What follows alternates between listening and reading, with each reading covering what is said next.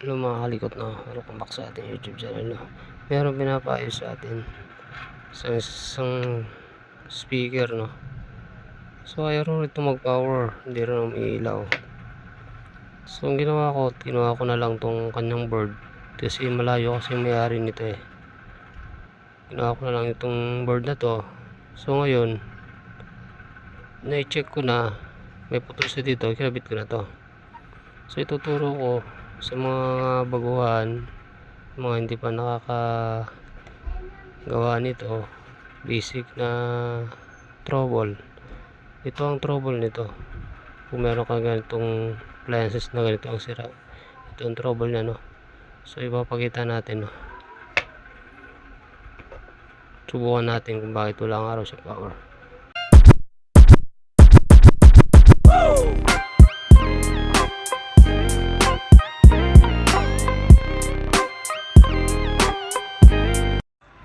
So ito na nga ng mga malikot, na sasaksak natin to sa kanyang AC 220, no?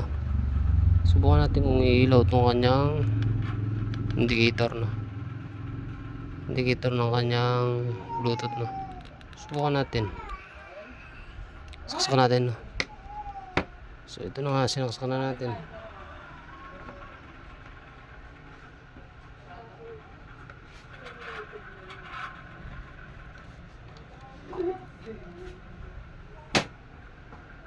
Yun, no, sinaksak na natin. Wala siyang ilaw, no? So ang gagawin natin, bunutin muna natin ulit.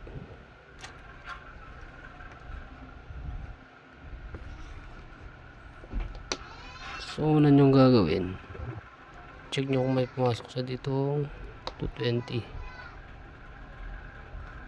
May pumasok sa kanyang filter, no? Tsaka natin dito kung may pumasok sa kanyang filter capacitor, no?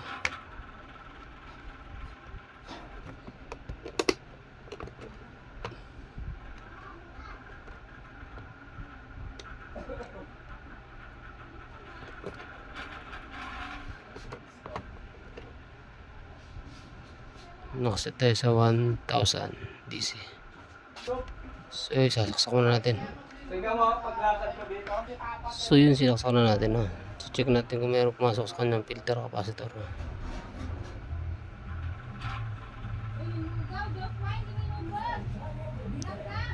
Kita nyo naman ng mga kalikot, meron siyang 200, no? 200 plus. Sabihin meron siyang pumasok. So iset natin dito sa kanyang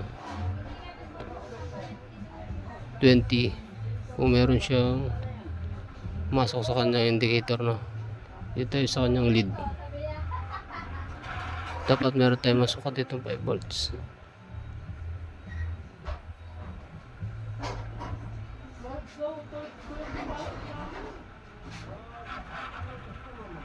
Wala tayo na kung susukat na 5 volts, no? So titingnan natin kung meron tong short, bunutin yung secondary niya kung merong short.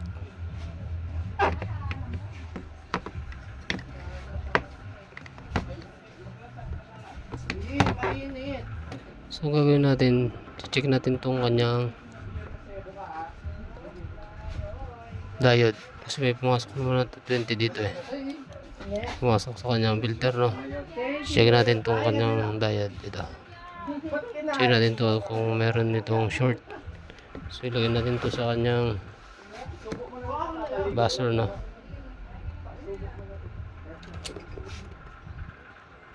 Dito tayo sa buzzer.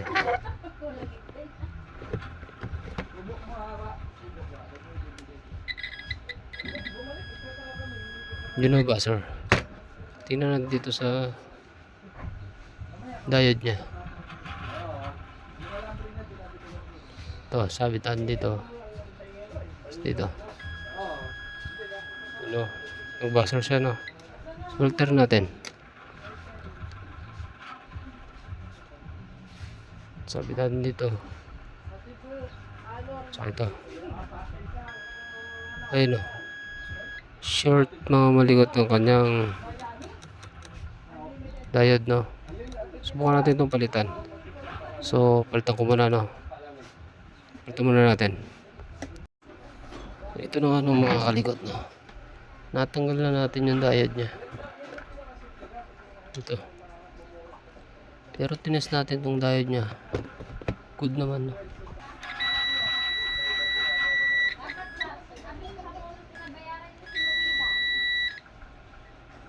Good naman tong diode niya. Tingnan niyo. Oh. Wow. Hindi siya short. Good yung diode niya kasi ang short, may iba siyang short. Dito nang galing yung diode niya. Ayan o. Andito pa rin yung short, no? Subukan natin tanggalin itong capacitor. Baka nandito yung short sa capacitor. Subukan natin tanggalin. Hindi na natin ikakat to video, no? Huhugutin na lang natin to.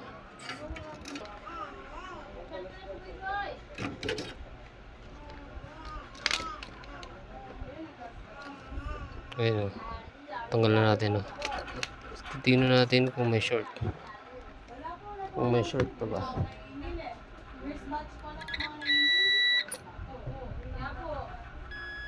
Short pa rin, no? Oh. Short pa rin. Ito mga maligot, no? Akala natin simpleng short lang. Dito pala ang sira niya.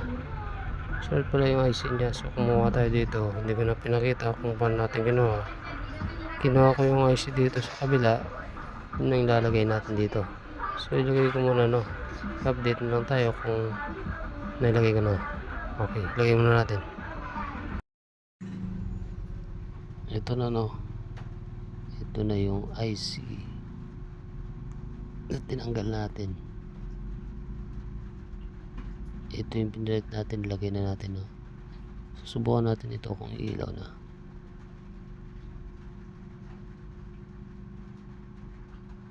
Sasaksak muna natin, no?